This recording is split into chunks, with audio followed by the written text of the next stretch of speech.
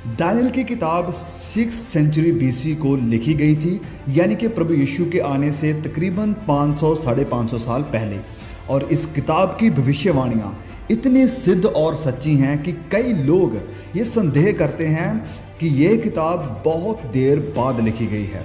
पर archaeological evidence जैसे कि डेड सी स्क्रोल साबित करते हैं कि दानियल की किताब उसी टाइम में लिखी गई है जो बाइबल बताती है। और फिर प्रभु यीशु भी दानियल की किताब का जिक्र करते हैं और ये बात इस रूप से स्पष्ट हो जाती है कि दानियल की किताब बिल्कुल सही और सिद्ध है। तो जब हम दानियल अध्याय 1 को पढ़ते हैं तो हम देखते हैं एक प्राचीन और बहुत ही बड़े नगर बाबल को। और बाबल यानी बेबीलोन के राजा नबूकदनेस्सर यहूदा पर चढ़ाई किया और यहूदियों को बंदी बनाकर बेबीलोन में लेकर आया। इन्हीं बंधुओं में से 4 जवान थे, दानियल और उसके 3 दोस्त। नबूकदनेस्सर इन जवानों की सोचों को बदलकर बाबल की संस्कृति में ढालना चाहता था। फिर अध्याय 2 शुरू होता है राजा नबूकदनेस्सर से।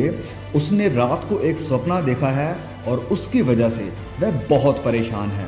राजा अपने उत्तम और बुद्धिमान विद्वानों, पंडितों और ज्योतिषियों को बुलाता है कि वह उसका सपना भी उसे बताएं जो कि वह भूल गया था, और उसके सपने का अर्थ भी उसे बताएं। ये सुनते ही इन लोगों ने कहा कि इस धरती के ऊपर तो ऐसा कोई नहीं है जो आपके सपने को आपके ऊपर जाहिर कर सके और फिर उसका मतलब भी समझा सके। इंसानों के लिए तो ये संभव नहीं है। अब तो बस कोई अलौकिक ताकत ही इस समस्या का हल निकाल सकती है। ये सब सुनकर राजा बहुत क्रोधित हुआ और उसने अपने सब विद्वानों और ज्योतिषियों को खत्म करने का आदेश दे दिया। जब ये खबर दानियल और उसके दोस्तों तक पहुंची जो कि यहूदी थे और यहोवा बाइबल के परमेश्वर की पूजा करते थे, तो ये सारी बातें सुनकर दानियल घबराया नहीं, वह डरा नहीं, वरन उसने कुछ समय मांगा कि वह अपने दोस्तों के साथ प्रार्थना करे और इस समस्या का समाधान परमेश्वर से मांगे जो कि समझ और बुद्धि को देने वाला है। दानियल की ये प्रार्थना अध्याय 2 वचन 20 और 23 में इस प्रकार लिखी हुई है। परमेश्वर का नाम युगान युग धन्य है, क्योंकि बुद्धि और पराक्रम उसी के हैं। समयों को, ऋतुओं को वही पलटता है, राजाओं को अस्त और उदय भी वही करता है। बुद्धिमानों को बुद्धि और समझ वालों को समझ भी वही देता है। वही है जो गहरी और गुप्त बातों को प्रकट करता है। वह जानता है कि अंधियारे में क्या है और उसके संग सदा प्रकाश बना रहता है। हे मेरे पूर्वजों के परमेश्वर, मैं तेरा धन्यवाद और तेरी स्तुति करता हूँ, क्योंकि तूने मुझे बुद्धि और शक्ति दी है और जिस भेद का खुलना हम लोगों ने तुझसे मांगा था उसे तूने मुझ पर प्रकट किया है। तूने हमको राजा की बात बताई है। परमेश्वर ने राजा नबूकदनेस्सर का सपना दानियल के ऊपर प्रकट कर दिया, तो दानियल को जल्दी से राजा के सामने लेकर आया गया। तब राजा शीघ्र दानियल से पूछते हैं कि क्या तुझमें इतनी शक्ति है कि जो सपना मैंने देखा है उसे अर्थ समेत मुझे बताए। इस पर दानियल ने बहुत ही समझदारी के साथ राजा को जवाब दिया। दानियल ने कहा, जो भेद राजा पूछता है वह ना तो पंडित, ना तांत्री, ना ज्योतिषी, ना कोई दूसरे भावी बताने वाले राजा को बता सकते हैं, परंतु भेदों को प्रकट करने वाला परमेश्वर स्वर्ग में है और उसी ने नबूकदनेस्सर राजा को जताया है कि अंत के दिनों में क्या होने वाला है। देखिए, यहाँ पर दानियल सारा क्रेडिट, सारी महिमा, सारा श्रेय परमेश्वर को दे रहा है। अब दानियल उस वचन को राजा पर प्रकट करता है। लिखा है, हे राजा, जब तू देख रहा था तब एक बड़ी मूर्ति देख पड़ी और वह मूर्ति जो तेरे सामने खड़ी थी सो लंबी चौड़ी थी। उसकी चमक अनुपम थी और उसका रूप भयंकर था। उस मूर्ति का सर तो चोखे सोने का था, उसकी छाती और भुजाएं चांदी की, उसका पेट और झांगे पीतल की, उसकी टांगें लोहे की और उसके पांव कुछ तो लोहे के और कुछ मिट्टी के थे।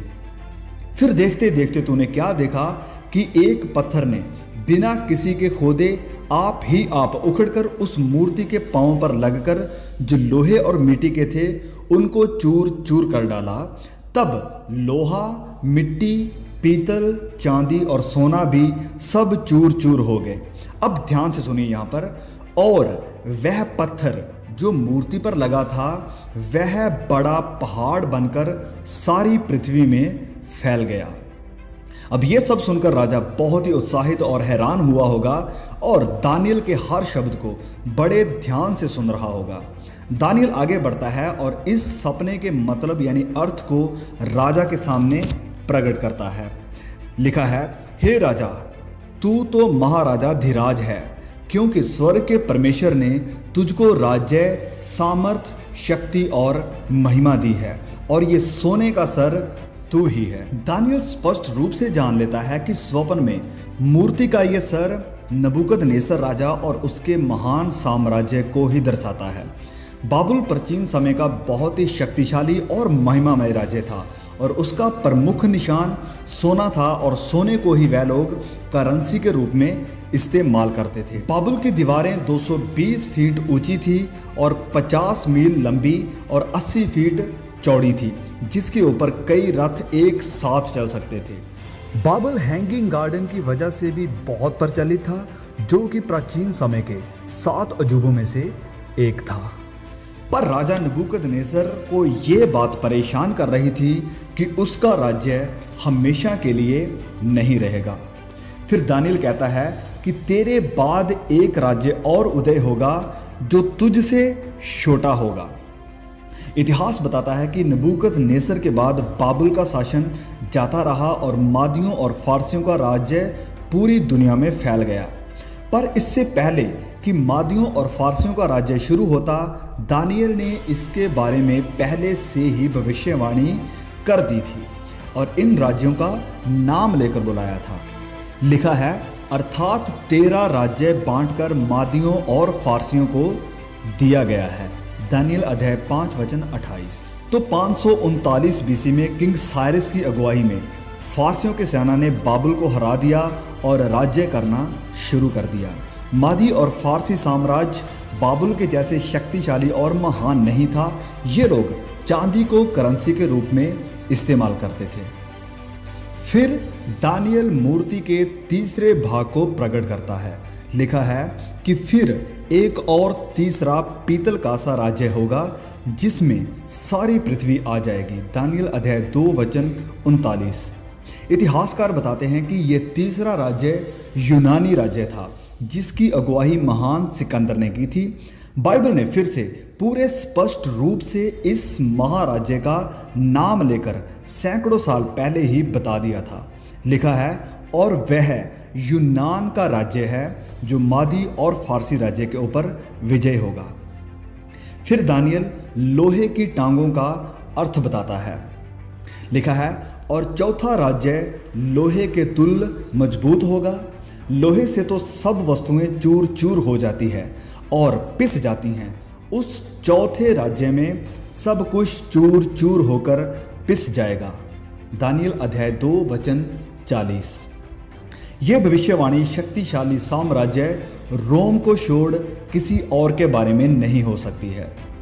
रोम साम्राज्य अपनी प्रभावशाली आर्मी और कठोर क्रूरता भरी ताकत और घटनाओं के लिए जाना जाता है। रोम राज्य को द आयरन मोनार्की के रूप में भी जाना जाता है।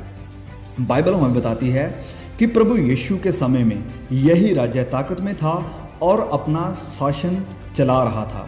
रोमी सिपाहियों ने जो कोड़े प्रभु यीशु को मारे उनमें भी लोहा था। लोहे के कील यीशु के हाथों और पैरों में लगाए गए और प्रभु यीशु के पंजर में जो भाला या बर्छा मारा गया वह भी लोहे का था। अब यहाँ तक तो परमेश्वर ने दानियल के द्वारा इन 4 बड़े शक्तिशाली राज्यों का उदय होना और अस्त होना तो प्रकट कर दिया और इतिहास की किताबें इस अद्भुत भविष्यवाणी की सिद्धता की गवाही देती हैं। पर दानियल अभी सिर्फ यहाँ पर ही नहीं रुकता है, वह आगे बढ़ता है और इस विशाल मूर्ति के पैरों का वर्णन करता है। लिखा है, और तूने जो मूर्ति के पांवों और उनकी उंगलियों को देखा, जो कुछ कुम्हार की मिट्टी की थी और कुछ लोहे की थी, वह राज्य बटा हुआ होगा।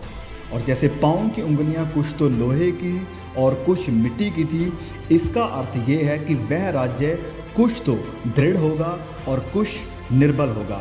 और तूने जो लोहे को कुम्हार की मिट्टी के संग मिला हुआ देखा, इसका अर्थ ये है कि उस राज्य के लोग एक दूसरे मनुष्यों से मिले जुले तो रहेंगे, परंतु जैसे लोहा मिट्टी के साथ मेल नहीं खाता, वैसे ही वह भी एक ना बने रहेंगे। यह सच में हैरान कर देने वाली बात है कि जैसे बाइबल में बताया गया था, वैसे ही इतिहास गवाह है कि रोम को किसी एक साम्राज्य ने हराकर अपना राज्य नहीं चलाया, वरन रोम राज्य टुकड़ों में बांटा गया और ये टुकड़े हैं आज का आधुनिक यूरोप। और ये बहुत ही अद्भुत है कि जैसे दानियल ने बताया था कि ये देश एक ना बने रहेंगे, मतलब कि वह कभी भी मिलकर एक प्रमुख राज्य नहीं बनेंगे। नेपोलियन ने यूरोप को एक करने की कोशिश की, पर वह नहीं कर पाया। हिटलर यूरोप महाद्वीप के ज़्यादातर हिस्से को अपने वश में करने के बावजूद भी यूरोप को एक नहीं कर पाया। रोम राज्य के बाद यूरोप ना तो एक साम्राज्य के रूप में खड़ा हुआ है और ना ही कभी होगा, क्योंकि बाइबल की सब भविष्यवाणियाँ पूरी हुई हैं और ये कभी गलत नहीं हो सकती हैं। दानियल की इस भविष्यवाणी ने हमारे 2500 सालों के इतिहास को पूरी सिद्धता और स्पष्ट रूप से प्रकट किया है। लेकिन इस भविष्यवाणी का एक और हिस्सा है जो अभी तक पूरा नहीं हुआ है, और हमें इसमें कोई संदेह नहीं है कि अगर इस भविष्यवाणी की सब बातें पूरी हुई हैं तो ये हिस्सा भी जरूर पूरा होगा।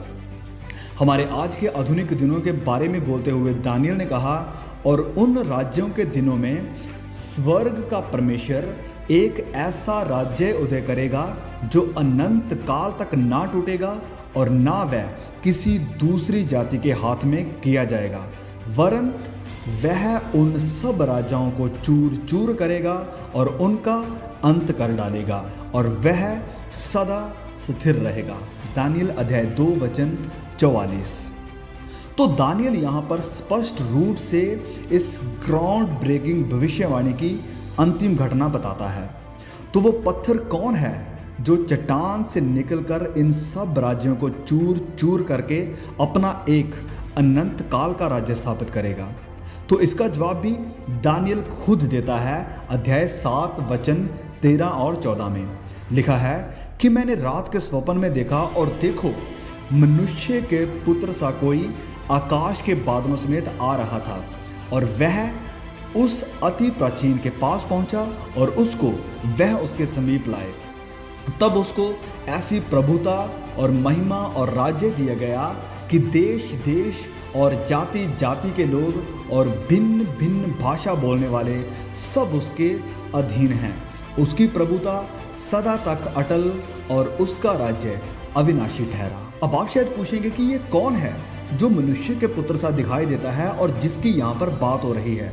तो इसका जवाब भी हमें नए नियम में मिल जाता है, क्योंकि पुराना नियम नए नियम की परछाई है, बलिदानों में, वाचाओं में, घटनाओं में और भविष्यवाणियों में। तो ये नया नियम ही है जो पुराने नियम की हर बात को स्पष्ट करता है। तो ये कौन है जिसकी दानियल बात कर रहा है, जो आकाश के बादलों समेत आएगा और सब जातियां जिसको सजदा करेंगी और जिसका राज्य अनंत काल का होगा? तो मेरे साथ अपनी बाइबल को मरकुस अध्याय 14 वचन 62 में खोलिए। प्रभु यीशु अपने विषय में बोलते हुए कहते हैं कि तुम मनुष्य के पुत्र को सर्वशक्तिमान की दाहिनी ओर बैठे और आकाश के बादलों के साथ आते हुए देखोगे। तो ये है वो पत्थर, वो चट्टान, राजाओं का राजा, उद्धार करता प्रभु यीशु मसीह, जो अपना राज्य सारी पृथ्वी पर स्थापित करेगा। आप भी इस राज्य का हिस्सा बन सकते हैं और अनंत काल के लिए प्रभु यीशु के साथ रह सकते हैं। आपको करना क्या होगा? आपको पश्चाताप करना है, मन फिराना है और प्रभु यीशु के बलिदान पर विश्वास